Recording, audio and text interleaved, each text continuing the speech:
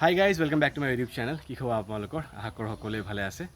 আজি মই আপোনালোকক এটা মতা ছাগলী দেখাব ওলাইছোঁ, এটা ব্ৰিডাৰ এটা দেখাব ওলাইছোঁ, যিটো আমি চেল কৰিব ওলাইছোঁ। পিছফালে সি আছে, একদম ফ্ৰেছ মতা হয়।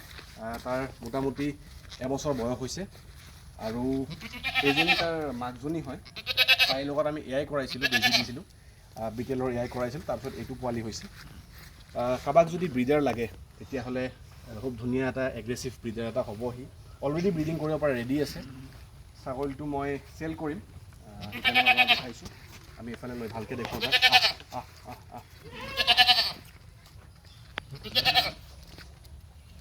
এই ব্লেক কালাৰ চাই ল'ব পাৰে তাক ওচৰৰ পৰা।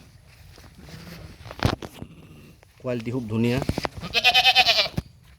হেভি ব'ন হয়। যদি ব্ৰিডৰ কথা কয় তেতিয়াহ'লে এয়াই কৰা আছিলে সি। আৰু মাকজনীও চাব পাৰে, তাৰ বডি ষ্ট্ৰাকচাৰ খুব ধুনীয়া, চাইজ 35 kg বডি ৱেইট আছে তাৰ। আৰু ব্ৰিডিঙৰ কাৰণে একদম ৰেডি আছে। চেষ্টটো চাই লওক, তাৰ অভাৰঅল বডি ষ্ট্ৰাকচাৰটো খুব ষ্ট্ৰং, শ্বাইন হৈ আছে, খুব ধুনীয়া। কাৰোবাক যদি লাগে তেতিয়াহ'লে কণ্টেক্ট কৰিব। মোৰ ডিছক্ৰিপশ্যনত নাম্বাৰটো থাকিব। আৰু আমাৰ ফাৰ্মখন আছে দৰং জিলাত, গাঁও নামখলা, মঙলদৈৰ পৰা আৰু টংলাৰ পৰা মাজতে আছে আমাৰ গাঁওখন।